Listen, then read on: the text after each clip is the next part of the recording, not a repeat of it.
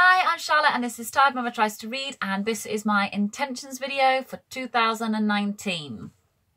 Hopefully released on New Year's Day if I get my act together. Otherwise it'll be like the 2nd or the 3rd, something like that. So I've just done a video totaling the books I've read in 2018 and it came to 49.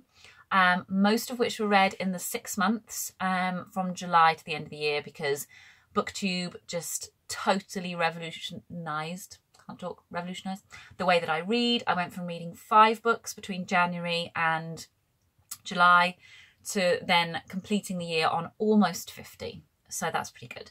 So I'm going to make an aim for how many books I want to read in 2019. I'm going to make a fairly, I think it's not particularly adventurous, but I would say 100. So doubling, but not really, what I read this year, because now I feel like I'm in my zone. I hopefully know where I'm going.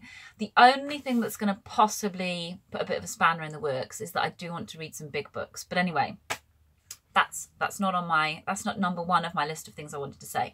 So the first thing is the division of fiction and non-fiction was pretty even for 2018. It was 28 books fiction, 21 books non-fiction. So I kind of want to keep that up. I think it's really important to read both. I just think you can miss out if you don't try and put your foot in either of them. And kind of along those lines, I want to put my foot in lots of different genres. So before Christmas, I experienced some cozy crime and I want to do that again. I've actually just read a 9 to 12 book, which I think in America you call middle school, is that right? Something like that. It's for 9 to 12-year-olds anyway, just before the teen fiction bit, and I really enjoyed it, so I kind of feel like I need to go down that road. Yeah, and really need to read some sci-fi and fantasy, because I just never do that. I like watching them, but I don't read them, so I'm going to try and that's not the word, I'll say broadenize. That is not a word. I'm going to try and broaden, that's better, broaden my reading. So I haven't been drinking. I've had a glass of elderflower, that's it. I'll be drinking later, but as I said in my last video, it will just be 1 glass because that's all I can drink.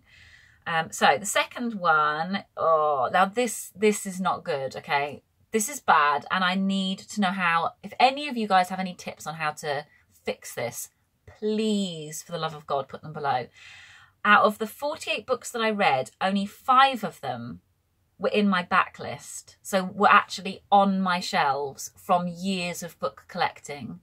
5, okay? And one of those 5, I bought forgetting that I had it. So actually it's only 4, because the book I read was brand new. And then when I went to put it on the shelf, I realised I actually had it. Yeah. I mean, it wouldn't be a problem if I didn't have like over 1,000 unread books. I mean, it's over 800 fiction ones. I haven't even looked at the non-fiction side of my library. You know, I've got to face facts. I am never going to reduce it if I don't start reading them. There's always going to be new books that I'm going to buy. How do I do it? You know, do I read 1 book that I bought, 1 book from the back? How do you do it? Tell me. I'm wondering, I've actually written a note here to myself, should I try and read a quarter backlist? So 25 out of 100, is that doable? I don't know. I mean, is that not enough? Should I try and up it to 50? Because come on, there's like a lot of books there. So yes, there's another point that I was going to make, but I'm actually going to wait because I've made this in an order. This is me planning, you see, a video. It's going very well. Now, my main thing that I wanted to mention early on, in case you guys get bored and end up going to make a cup of tea or something, and I really wanted this to be the main focus of the video, is that I told you in one of my last videos that I wanted to make a resolution about my book buying habits, and I listed a few different options that you might want to think about as well. So it was things like, you know, buying only second-hand books, or perhaps only buying ebooks just for environmental reasons, or perhaps only buying books that are out this year, you know, just to sort of be contemporary, that kind of thing.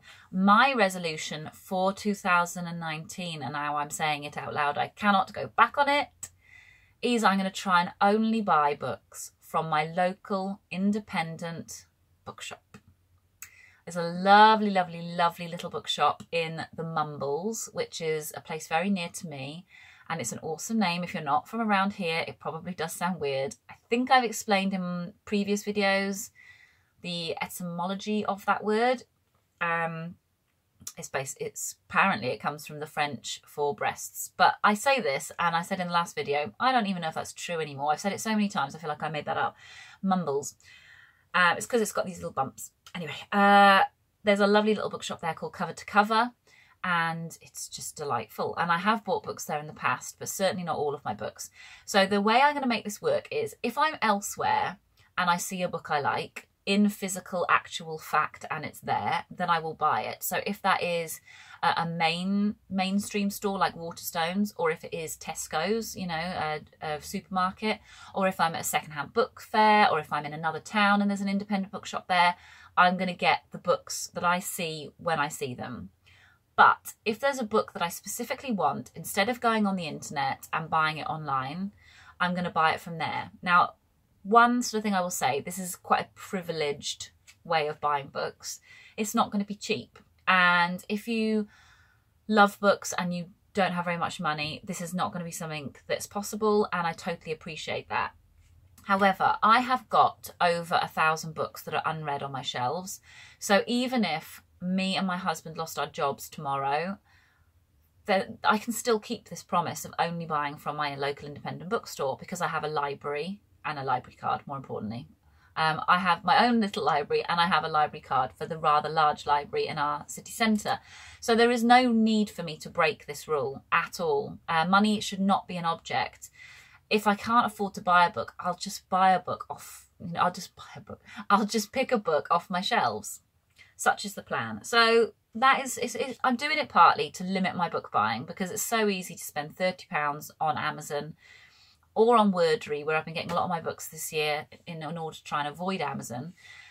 You can still spend 30 quid, you end up getting 6 books, and then 5 of them go on the shelf and 1 of them you read, and then you find another 6 books, and it just goes out of hand. Whereas with this, I've started to write little notes in the back of my book about things I want to buy. And you know, there's a list of about 8 books there, and I've only ordered 1 out of the 8. I've sat on these for about a week, and the only one I've ordered is a book that I'm buddy reading with Kate Howe in the next month.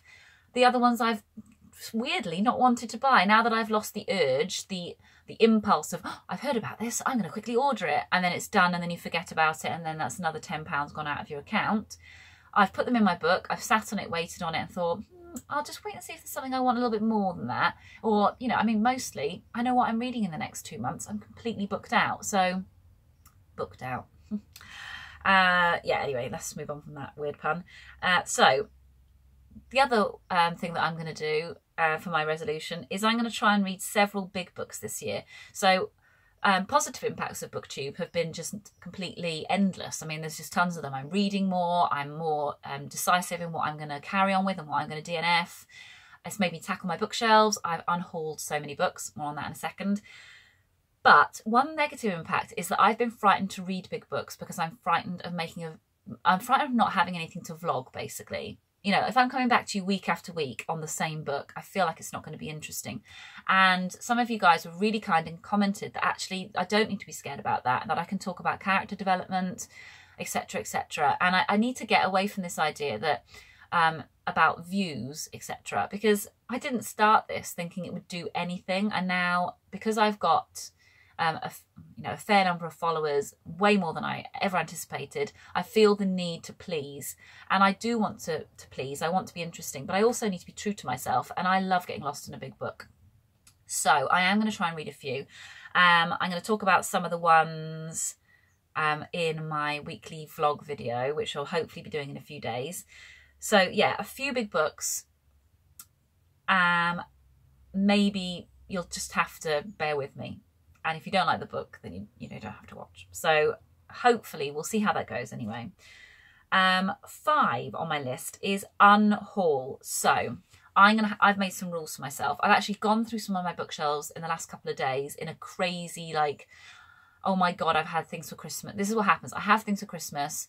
We all have things for Christmas. You know, my son does. We all have new clothes. And then I just go around the house like a whirlwind, just chucking stuff in bags for charity shops.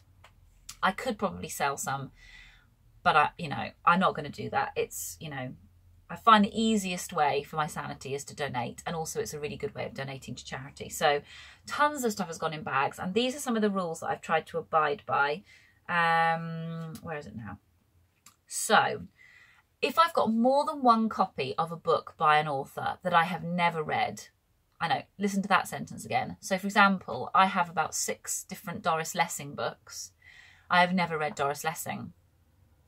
I bought one secondhand only a month ago. I keep buying her and I've not actually read a single one. That is ridiculous, and it's got to stop. I've got about 6 or 7 Kate Atkinson, and I know you guys really encouraged me to actually read her when I mentioned her a few months ago, but I've got to do that thing. I've got to pick that book up and read that book. Otherwise they're taking up like masses of space on my shelf. And the key to it all is that I could always get these from the library. This is my thing. I'm unhauling them. Yes, I spent money on them. In some cases, I bought them brand new, which is a bit, it's very, very, I mean, it just it feels morally wrong that I've spent money on something and then I've ejected it. I mean, how privileged is that? But I've spent money on something, yes, but I'm not actually using it in any way, shape or form. It just may as well be, the books may as well have no words in them at all. They may as well just be empty. So I'm going to, by the end of this year, again, I'm saying it on here, so it has to be true. If I haven't read any of that author by the end of 2019 and I have more than one copy of their work, it's going to charity. It doesn't matter who it is, whether I'm, just need a little bit more time. No, it's going. So I've taken a couple of my Kate Atkinsons away. I've still kept about 4. I went to put half of my Doris Lessings in the bag, and then this morning I've gone and taken them out again. So I'm really sticking to this, as you can tell. But by the end of the year, that is the aim. I will go through my shelves. I put all of my Evelyn Waugh's. I had like 4 or 5 Evelyn Waugh's. I've never read Evelyn Waugh. I probably would love it, reading him. I would probably love it, but I've not chosen it yet. I've not chosen any of the books yet, and they're in my library. So if I really, really want to read them, I can just get them from there. Anyway, I'm going on a bit. And the other rule will be everything that I bought in 2018 that I haven't read by 2019 will also go in a charity shop bag. So there aren't actually too many, but there's at least maybe a dozen books that I bought in 2018 that must be finished by the end of 2019 or they're gone. That is more true of non-fiction than anything else, because that's the thing I tend to find very difficult to part with.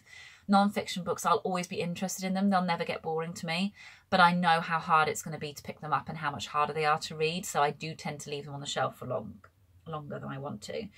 Yeah. So the aim is that I want my library to be kind of a joyous thing. I don't want to look at it and see books that I haven't read that I'm like, oh, will I ever get around to that? I don't want to look at it and, see these chunks of could have beens. I'm already so happy looking at it this morning, just getting books for this video, because it's just so much slicker. There's just less clutter. I mean, there's still a lot of books. There's thousands of books, but there are thousands of books that I've either read or I'm really excited to read. So far, there's a few things that need tweaking. Yes. And to finish off, I kind of want a reading project as well, as if I haven't got enough to do. I kind of want to read a series. I want to get lost in something. And I've always wanted to read Proust, as in Marcel Proust, who I called Proust for ages, but I'm pretty sure it's Proust. I've got, is it Swan's Way, the first one? Can't even remember the name. Is it The Secret of The Keeper of Lost Time? I should have brought the book in with me, but I completely forgot. Yeah, there are tons of those. Is there like 8? I would love to start reading those. What do you think? Have you read? If you've read them, or if you know of any other series that I might enjoy, please put it in the comments below. And if you like any of my resolutions, or if you're going to do anything similar or anything dissimilar, let me know as well. I think that's it. Okay. So happy 2019. I hope you had a nice New Year's Eve. I hope you're excited about the year to come. Let me know as well how many books you read in 2018 and how many you intend to read for 2019, because I always like to know numbers. And I will see you soon for my reading vlog. Bye!